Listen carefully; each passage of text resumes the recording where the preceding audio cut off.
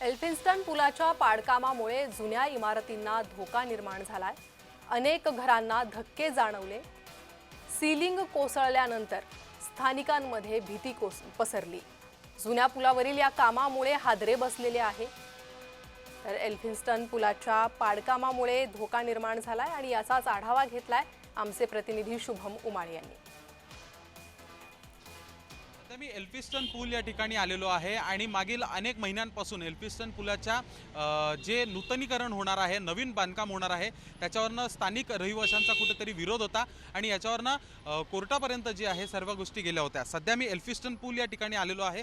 बघू शकतोय मागील 15 दिवसांपासून या ठिकाणी जोरदार काम सुरू आहे। पूर्ण रस्ता जो आहे तो या ठिकाणावरनं उकाडण्यात आलेला आहे, पण तरी देखील या ठिकाणावरचे जे स्थानिक रहिवासी आहेत त्यांना देखील हे सदरचं सुरू असलेलं जे काम आहे त्याचा नाहक त्रास होताना दिसून येत आहे। कारण की अर्थातच मुंबईमध्ये मागील 2 दिवसांपासून पाऊस सुरू आहे, त्यामुळे सध्या पाणी आणि चिखल या ठिकाणी दिसून येत आहे। पण ज्यावेळेस या ठिकाणी पाऊस नव्हता त्यावेळेस प्रचंड धुळीचा सामना जो आहे तो करावा लागत होता। जेसीबीच्या साहाय्याने जो रस्ता काढण्याचं काम या ठिकाणी सुरू आहे, त्यावेळेस ज्यावेळेस रस्ता ते उकडून काढत होते, एक्सकॅव्हेशन या ठिकाणी सुरू होतं, त्यावेळेस अनेक दगड असतील किंवा मग जे छोटे पार्टिकल स्थानिक रहिवाशांच्या घरामध्ये देखील घुसत होते, अशी देखील एक तक्रार समोर आली आहे।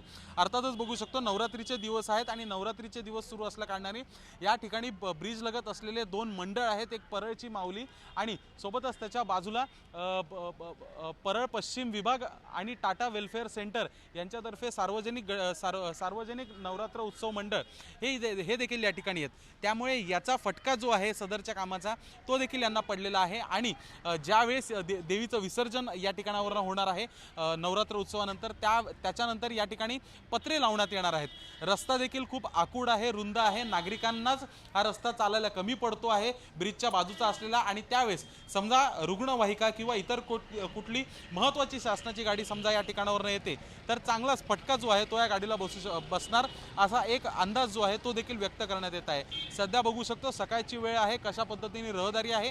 स्टेशन लगत असलेला हा पूल होता आणि याच पुलाच्या खालचे ही पदचारी मार्गिका जी आहे बघू शकतो, ज्याच्यावर आता मुंबईकर जे आहेत आपला प्रवास अर्थातच कुठे मुंबईकरांना जे आहे येणाऱ्या काळात भविष्यामध्ये नवीन पूल बांधल्यानंतर याचा फायदा देखील तर होणारच, पण सध्या जे बांधकाम सुरू आहे त्याच्यावरनं त्रास देखील मोठ्या प्रमाणात होत आहेत। व्हिडिओ जर्नलिस्ट मनोज सोबत मी शुभम उमाळे, जय महाराष्ट्र न्यूज, मुंबई। तर एल्फिन्स्टन पुलाच्या पाडकामावर काँग्रेस प्रवक्ते अनंत गाडगीळ यांनी काही सवाल उपस्थित केले, पाहूयात। नवरात्रोत्सव सुरू असून ऐन दिवाळी आली असताना पुलाचं पाडकाम।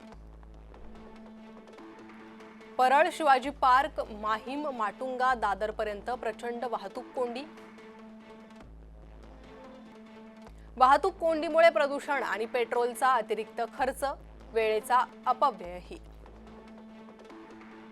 महायुती सरकारचा विकास नियोजन शून्य,